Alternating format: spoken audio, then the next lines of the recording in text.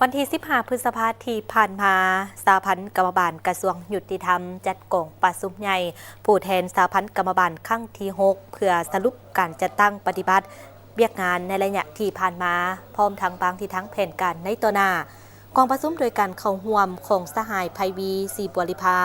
รัฐมนตรีกระทรวงยุติธรรมมีประธานสหพันธ์กรรมบาลกระทรวงยุติธรรมผู้ต่างหน้าศูนย์กลางสหพันธ์กรรมบาลลาวและสมาชิกกรรมบาลกระทรวงยุติธรรมเข้าร่วมในระยะที่ผ่านมาสมาชิกกรรมบาลส่วนหลายได้มีความหับผู้เข้าใจกำแน่นและเป็นเอกภาพสูงต่อแนวทางกฎระเบียบบรรดามติคำสั่งของพรรครัฐธรรมนูญกฎหมายและระเบียบการของรัฐมีสติสูงต่อการจัดตั้งมีระเบียบวินัยมีความเป็นเจ้าการตั้งหน้าปฏิบัติหน้าที่เปียกงานด้วยความรับผิดชอบและได้รับผลสำเร็จเป็นอย่างดีคือเปียกงานบริการกฎหมายและยุติธรรมซึ่งได้ปรับปรุงกฎหมายปฏิบัติคำตัดสินโครงสร้างคนขั้วพันขยายกฎหมายประด้วยการปฏิบัติคำตัดสินโครงสร้างเป็นนิติกรรมใต้กฎหมายทั้งหมดจำนวน35ฉบับในนั้นเป็นนิติกรรมเกี่ยวกับเปียกงานปีศาการ18ฉบับตั้งหน้าพันขยายเนื้อในปดบันทึกกองประชุมปรึกษาหารือการดำเนินคดีตามขบวนการยุติธรรมเข้าใส่การจะตั้งปฏิบัติตัวจริงระหว่างกระทรวงยุติธรรมอัยการประชาชนสูงสุดศาลประชาชนสูงสุดและกระทรวงป้องกันความสงบประจำปี2004เฮ็ดให้เปียกงานจัดตั้งปฏิบัติคำตัดสินของศาลได้รับการปรับปรุงและมีการหันเปลี่ยนที่ดีขึ้นได้คนคั่วและแก้ไข 2,000 กว่าเรื่องแพง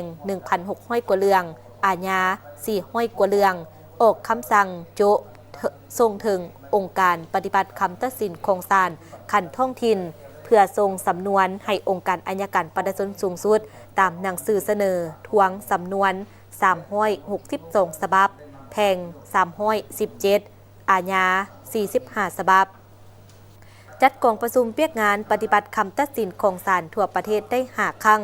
ลงสุกยู่เปียกการจัดตั้งปฏิบัติคำตัดสินของศาลอยู่ท้องถิ่น16 ครั้งเข้าร่วมเปียกงานอภัยโทษ4 ครั้งเข้าร่วมเปียกการทำลายยาเสพติดร่วมกับปกส4 ครั้ง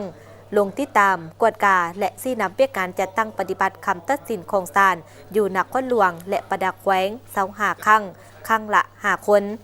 นควบปรับปรุงกฎหมายมาด้วยการแก้ไขข้อขัดแย้งทางด้านเศรษฐกิจบทบันทึกร่วมกับศาลประชาชนสูงสุดเกี่ยวกับเปียกงานแก้ไขข้อขัดแย้งทางด้านเศรษฐกิจสร้างบทแนะนำเกี่ยวกับการพิจารณาของศาลต่อผลการแก้ไขข้อขัดแย้งทางด้านเศรษฐกิจ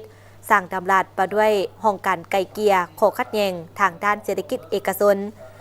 ดำรัสมาด้วยค่าแรงงานผู้แก้ไขข้อขัดแย้งทางด้านเศรษฐกิจคนขั้วหางคำแนะนำมาด้วยการติดตามกวดกาและประเมินผลการเคลื่อนไหวของห้องการแก้ไขข้อขัดแย้งทางด้านเศรษฐกิจเอกชนคนขั้วคำห้องสร้างตั้งห้องการไกล่เกลี่ยข้อขัดแย้งทางด้านเศรษฐกิจของเอกชนปรับปรุงแผนภาพแบบพิมพ์ขั้นตอนการไกล่เกลี่ยและการตัดสินโดยคณะกรรมการเข้าร่วมการห่างสนธิสัญญาสากลและคนขั้วการเข้าเป็นภาคีของสนธิสัญญาสิงคโปร์ว่าด้วยการไกล่เกลี่ยสำเร็จการแต่งตั้งผู้ไกล่เกลี่ยและผู้ตัดสินและปรับปรุงปื้มบัญชีรายชื่อผู้ไกล่เกลี่ย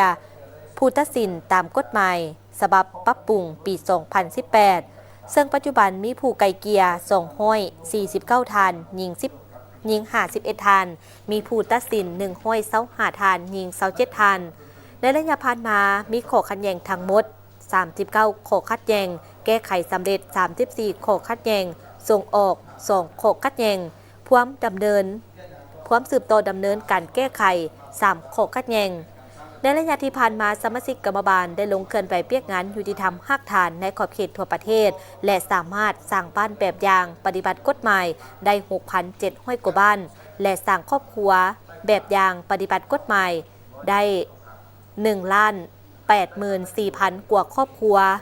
ลงโฆษณาเผยแพร่กฎหมายได้690 ครั้งมีผู้เข้าร่วมรับฟัง 31,000 กว่าคนโฆษณาเผยแพร่กฎหมายมาด้วยการปกป้องสิทธิและผลประโยชน์ของเด็กอยู่โรงเรียนและสถาบันการศึกษา281 ครั้งมีผู้เข้าร่วม 45,800 กว่าคนพร้อมเดียวกันนั้นกองประชุมยังได้ปอนบัตรคัดเลือกเอาประธานสหพันธ์กรรมบาลสุดใหม่โดยกองประชุมเห็นดีเป็นเอกสารเลือกเอาสหายคำภู